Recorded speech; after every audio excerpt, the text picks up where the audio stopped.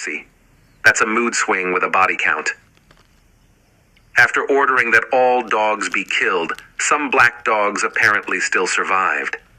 This bothered Prophet Muhammad's sick and sadistic mind. If dogs were not a species of creature, I would order that they all be killed, especially the pure black ones. But didn't you order that all the dogs be killed? What's wrong with a black dog? The black dog is a devil. Oh, really? I thought a black dog is just a dog with more melanin. Prophet Muhammad hated dogs so much that he banned people from trading them. This is ironic, given that he approved of the slave trade. My father bought a slave who practiced the profession of cupping. He then broke the slave's instruments of cupping. Why did you do that? The Prophet forbade the acceptance of the price of a dog or blood, and also forbade the profession of tattooing, getting tattooed, and receiving or giving riba or usury, and cursed the picture makers. According to the Prophet, it is haram to buy and sell dogs, yet halal to buy and sell humans. Go figure. Sahih Bukhari 2822, narrated Abu Mas'ud al-Ansari. I considered the price of a dog, the earnings of a prostitute, and the fees charged by a soothsayer to be illegal. Wow!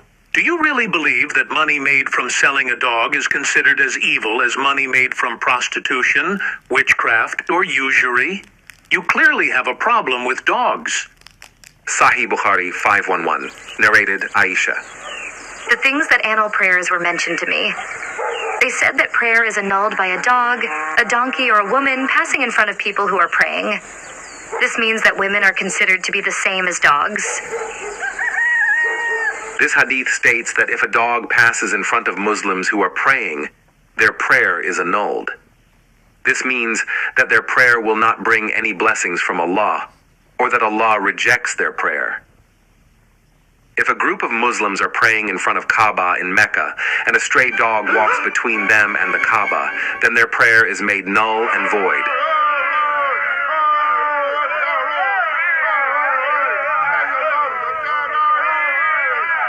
It is difficult to convey the message of Islam, which contains teachings perceived as hostile toward dogs, to a society that views dogs as man's best friend, such as American society. Sheikh Uthman is a Muslim preacher who is eager to portray Islam to Americans as a loving and peaceful religion, altering whatever he feels necessary in order to do so. Therefore, in the following video, Sheikh Uthman modifies the traditional Islamic message about dogs to appeal to his new converts. What is the actual Islamic ruling to owning a dog? See, a lot of people have these misconceptions. They think as if it's absolutely forbidden to keep a dog. Pay attention when Sheikh Uthman touches the dog. The dog responds immediately by moving his head toward Sheikh's hand, and he immediately removes his hand so that the dog cannot sniff it or lick it. This is because in Islam, dog saliva considered as najeez, dirty, haram. If a Muslim touched dog saliva, then he has to wash that part 7 times. Sheikh Uthman wanted to sell Islam as a friendly religion and not as a germphobic cult. That's why he didn't say anything about dog saliva. In the authentic hadith in al-Bukhari, said if somebody keeps a dog, they will lose 2 qira'at, or one riwayah, 1 qira'at of reward. What is qira'at? Qira'at is unit of reward. 1 qira'at is as big as a mountain. Losing 1 or more qira'ats per day is a huge loss for Muslim, since if they don't have enough reward of good deeds in the afterlife, they would end up in hellfire. But then he said, illa ghanam, except for when it's for livestock, to take care of livestock, or sayd, or hunting, or zira, which is the farming as well. So that means that when you have a reason to keep a dog, then there is no loss of reward, there is no impermissibility, there's no issue with it, there is no disliked issue of it when you have a reason. Sheikh Uthman accurately quotes Bukhari 5480. Only hunting and watchdogs, plus farming and herding in one narration, are permitted. Any other dog incurs a substantial daily deduction in the form of a reward of 1 or 2 qirats. He then replaces the Prophet's strict, closed list with his own open-ended rule.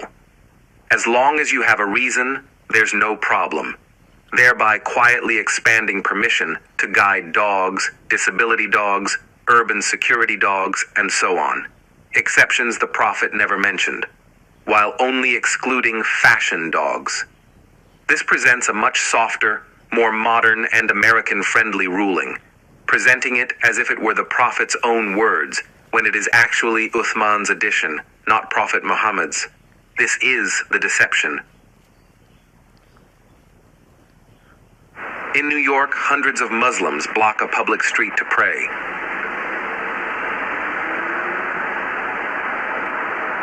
When you see something like this, the obvious question arises. New York has dozens of mosques. Why spill out into traffic? The honest answer isn't lack of space. It's a deliberate show of strength. Their numbers have grown, and this is how demographic confidence announces itself. The same way Muhammad gradually took control of Medina once his followers became numerous enough. They would never attempt this mass prayer, Sholat Jama'ah, in an area full of barking dogs. Dogs are the one thing that actually stops them. Pigs are a myth in this context. Classical Islamic sources are explicit. The presence of dogs, donkeys, or women validates the prayer. Think about that for 5 seconds. Men walk past.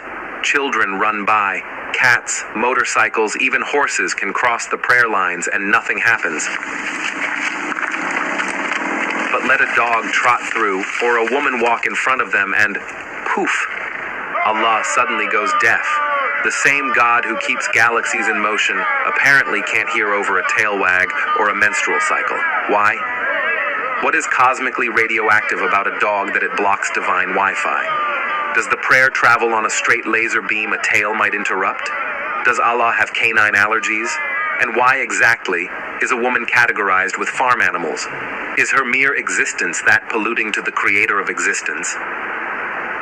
The Islamic anti-dog rules are absurd.